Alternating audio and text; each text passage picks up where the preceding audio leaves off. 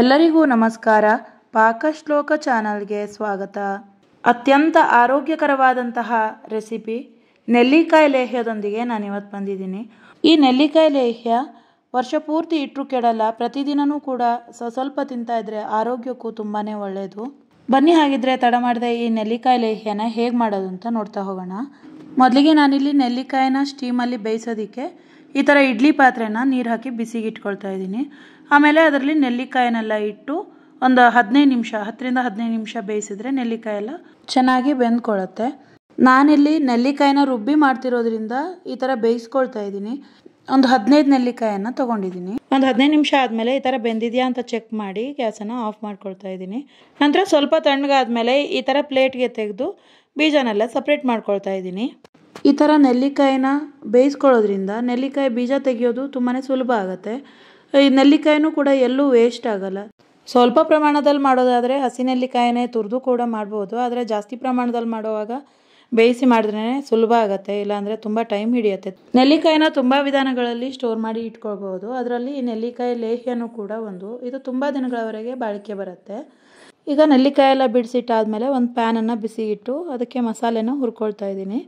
15 ನೆಲ್ಲಿಕಾಯಿಗೆ ನಾನಿಲ್ಲಿ 4 ಲವಂಗ, 2 ಚೂರು ಚಕ್ಕೆ, ಹಾಗೆಯೇ ಒಂದು ಅರ್ಧ ಟೀ ಸ್ಪೂನ್ ಆಗುವಷ್ಟು ಕಾಳು ಮೆಣಸು, 3 ಏಲಕ್ಕಿ, ಹಾಗೆಯೇ ಒಂದು ಅರ್ಧ ಟೀ ಸ್ಪೂನ್ ಆಗುವಷ್ಟು ಜೀರಿಗೆ, ಹಾಗೆಯೇ ಒಂದು 2 ಸಣ್ಣ ಪೀಸ್ ಆಗುವಷ್ಟು ಜಾಯ್ಕಾಯಿ. ಇಲ್ಲಿ ಜಾಯ್ಕಾಯಿ ಬದಲು ಒಣ ಶುಂಠಿ ಕೂಡ ಹಾಕೋಬಹುದು. ಅಮ್ಮ ಯಾವಾಗಲೂ ನೆಲ್ಲಿಕಾಯಿ ಲೇಹ್ಯ ಮಾಡುವಾಗ ಈ ಥರ ಜಾಯ್ಕಾಯಿನ ಒಂದು 2 ಪೀಸ್ ಹಾಕ್ತಾಯಿದ್ರು. ಹಾಗಾಗಿ ನಾನು ಕೂಡ ಇಲ್ಲಿ ಜಾಯ್ಕಾಯಿಯನ್ನೇ ಆ್ಯಡ್ ಮಾಡ್ಕೊಳ್ತಾ ಇದ್ದೀನಿ. ನಂತರ ಸ್ವಲ್ಪ ತಣ್ಣಗಾದ್ಮೇಲೆ ಈ ಥರ ಮಿಕ್ಸಿ ಜಾರ್ಗೆ ಟ್ರಾನ್ಸ್ಫರ್ ಮಾಡಿ ಚೆನ್ನಾಗಿ ಪೌಡ್ರ್ ಮಾಡ್ಕೊಳ್ತಾ ಇದ್ದೀನಿ. ನಂತರ ಅದಕ್ಕೇ ನೆಲ್ಲಿಕಾಯಿ ಬೀಜ ಬಿಡಿಸಿ ಇಟ್ಟಿರೋದನ್ನ ಸೇರಿಸಿ ರುಬ್ಕೊಳ್ತಾ ಇದ್ದೀನಿ. ನಾನಿಲ್ಲಿ 2 ಬ್ಯಾಚಲ್ಲಿ ರುಬ್ಕೊಂಡಿದ್ದೀನಿ. ಈ ಥರ ನುಣ್ಣಗೆ ರುಬ್ಕೋಬೇಕು. ನಂತರ ಒಂದು ಬಾಣಲಿನ ಬಿಸಿಗಿಟ್ಟು ಅದಕ್ಕೆ ಒಂದು ಅರ್ಧ ಚಮಚ ಆಗುವಷ್ಟು, ಅರ್ಧ ಟೀ ಸ್ಪೂನ್ ಆಗುವಷ್ಟು ತುಪ್ಪನ ಸೇರಿಸ್ಕೊಳ್ತಾ ಇದ್ದೀನಿ, ತಳ ಹಿಡ್ಕೋಬಾರ್ದು ಅಂತ. ನಂತರ ರುಬ್ಬಿ ಇಟ್ಕೊಂಡಿರುವಂತಹ ನೆಲ್ಲಿಕಾಯಿ ಪೇಸ್ಟನ್ನು ಸೇರಿಸ್ಕೊಳ್ತಾ ಇದ್ದೀನಿ. ಇಲ್ಲಿ ನನಗೆ 15 ನೆಲ್ಲಿಕಾಯಿಗೆ 2 ಕಪ್ ಆಗುವಷ್ಟು ನೆಲ್ಲಿಕಾಯಿ ಪೇಸ್ಟ್ ಆಗಿದೆ. ಅದನ್ನು 1 ನಿಮಿಷ ಈ ಥರ ಸ್ವಲ್ಪ ಬಾಡಿಸಿ ಆಮೇಲೆ ಅದಕ್ಕೆ 1 ಚಿಟಿಕೆ ಆಗುವಷ್ಟು ಉಪ್ಪನ್ನು ಸೇರಿಸ್ಕೊಳ್ತಾ ಇದ್ದೀನಿ.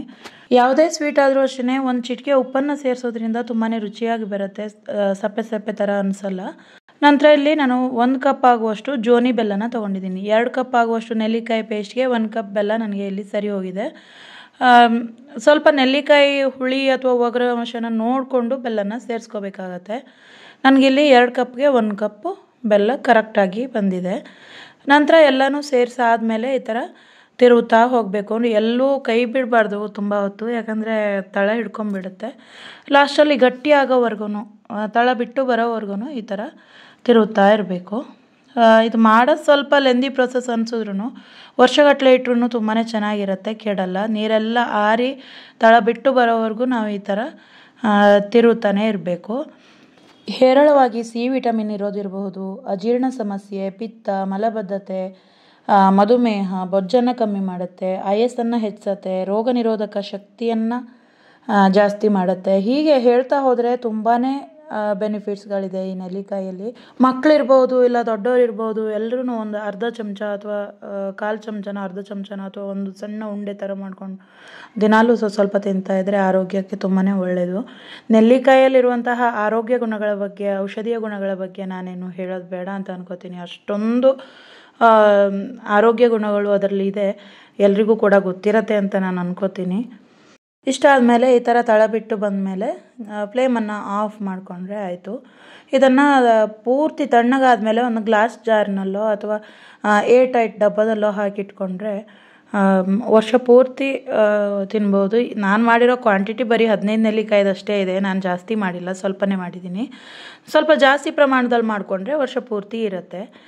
ನೋಡಿ, ಹೀಗೆ ಆರೋಗ್ಯಕರವಾದಂತಹ ನೆಲ್ಲಿಕಾಯಿ ಲೇಹ್ಯ ರೆಡಿಯಾಗಿದೆ. ಈಗ ನೆಲ್ಲಿಕಾಯಿ ಸೀಸನ್ನು ಪೇಟೆಗಳಲ್ಲೆಲ್ಲ ಸಿಗ್ತಾ ಇದೆ. ನೀವು ಕೂಡ ಖಂಡಿತ ಟ್ರೈ ಮಾಡಿ. ನಿಮ್ಮ ಅನಿಸಿಕೆ ಅಭಿಪ್ರಾಯಗಳನ್ನ ಕಮೆಂಟ್ ಮೂಲಕ ತಿಳಿಸಿ. ನೀವೇನಾದರೂ ಹೊಸದಾಗಿ ನನ್ನ ಚಾನಲ್ನ ನೋಡ್ತಾ ಇರೋರಾದರೆ ಪ್ಲೀಸ್ ಸಬ್ಸ್ಕ್ರೈಬ್ ಮಾಡಿ, ಸಪೋರ್ಟ್ ಮಾಡಿ. ಇನ್ನೊಂದು ಹೊಸ ವಿಡಿಯೋದೊಂದಿಗೆ ಸಿಗ್ತೀನಿ. Thank you for watching.